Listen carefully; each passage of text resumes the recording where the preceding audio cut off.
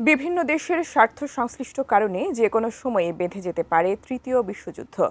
তেমনি একটি সম্ভাবনা জেগেছিল ইরান ইসরায়েলের চলমান সংঘাতের প্রেক্ষাপটে। সেক্ষেত্রে কিছু দেশ তাদের ভৌগোলিক অবস্থান, সামরিক নিরপেক্ষতা ও রাজনৈতিক স্থিতিশীলতার কারণে অপেক্ষাকৃত নিরাপদ আশ্রয়স্থল হয়ে উঠতে পারে 12টি দেশ। নিরাপদ সেই 12টি দেশ নিয়ে বিস্তারিত জানাচ্ছেন লিমা সায়ন্তী।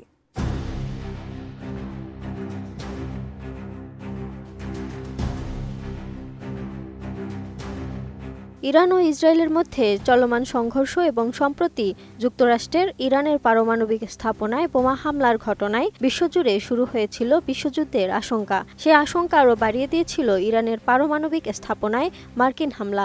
যদিও মার্কিন প্রেসিডেন্ট ডোনাল্ড ট্রাম্পের মধ্যস্থতায় এখন যুদ্ধবিরতি চলছে, তবে পরিস্থিতি এখনও স্বাভাবিক তা একেবারেই বলা যাবে না। এখনও আশঙ্কা রয়েছে যে কোনো সময় আবারও যুদ্ধ শুরু হওয়ার, এবং তা গড়াতে পারে তৃতীয় বিশ্বযুদ্ধ পর্যন্ত। আন্তর্জাতিক সংবাদ মাধ্যমগুলোর প্রতিবেদন অনুযায়ী এমন কিছু দেশ রয়েছে বিশ্বযুদ্ধ শুরু হলে সেগুলো হতে পারে সম্ভাব্য নিরাপদ গন্তব্য। নিরাপদ সেই দেশগুলো হলো Antarctica, Iceland, New Zealand, Switzerland, Greenland, Indonesia, Tuvalu, Argentina, Bhutan, Chile, Fiji এবং দক্ষিণ আফ্রিকা। অ্যান্টার্কটিকায় পারমাণবিক শক্তিধর দেশগুলোর থেকে হাজার হাজার কিলোমিটার দূরে হওয়ায় এটি সবচেয়ে নিরাপদ স্থান হতে পারে, যদিও প্রাকৃতিক পরিবেশ অনেকটা প্রতিকূল। এরপর রয়েছে আইসল্যান্ড। শান্তিপূর্ণ দেশের তালিকায় শীর্ষে এই দেশটির অবস্থান। তারা কখনো কোনো পূর্ণাঙ্গ যুদ্ধে জড়ায়নি। ইউরোপের কেন্দ্র থেকে দূরে হওয়ায় যুদ্ধের প্রভাব কম পড়বে এই দেশটিতে।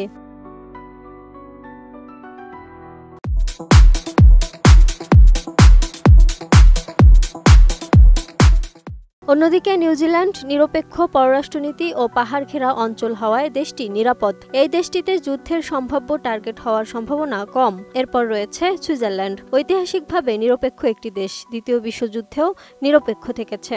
তাছাড়াও সেখানে পারমাণবিক আশ্রয়কেন্দ্র এবং উচ্চ সুরক্ষা ব্যবস্থা রয়েছে। গ্রিনল্যান্ড বৃহত্তম একটি দ্বীপরাষ্ট্র এবং জনসংখ্যা খুবই কম। অবস্থানগতভাবে দূরে থাকায় বিশ্বযুদ্ধের আঘাত থেকে মুক্ত থাকতে পারে দেশটি।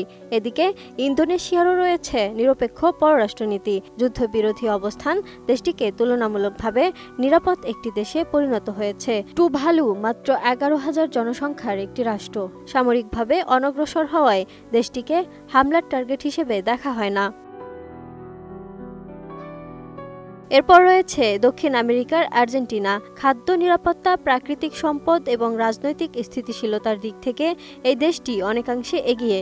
আর তাই বিশ্বযুদ্ধ বা পারমাণবিক সংকট দেখা দিলে আর্জেন্টিনার নিজস্ব খাদ্যশস্য ও প্রাণী সম্পদ এতই ভরপুর যে তারা দীর্ঘ সময় নিজেদের খাদ্য চাহিদা পূরণ করতে সক্ষম। অন্যদিকে ভুটান 1971 সাল থেকেই নিরপেক্ষ একটি রাষ্ট্র। হিমালয়ের কোলঘেঁষা ভুটান একটি ছোট দেশ হওয়ায় রক্ষা পাওয়া সহজ। 4000 মাইল দীর্ঘ উপকূলীয় দেশ চিলি দক্ষিণ আমেরিকার পশ্চিম উপকূল জুড়ে বিস্তৃত। এর ভৌগোলিক বৈচিত্র্য অনন্য। উত্তরে বিশ্বের শুষ্কতম মরুভূমি আটাকামা, দক্ষিণে বরফে ঢাকা পাহাড় ও হিমবাহ।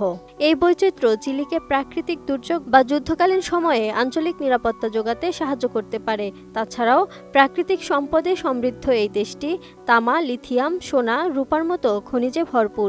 এই সম্পদ অর্থনৈতিকভাবে তাদের টিকে থাকার পথ করে দেয়।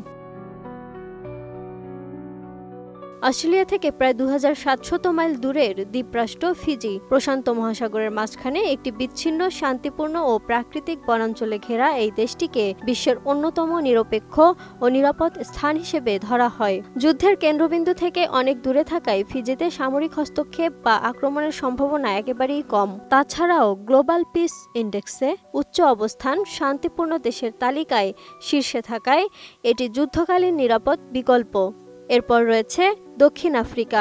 দেশটির উর্বর জমি, পানি এবং আধুনিক অবকাঠামো থাকার কারণে এখানে টিকে থাকার এক অপার সুযোগ তৈরি হতে পারে। Lima Sayanti, desk report, 18 news.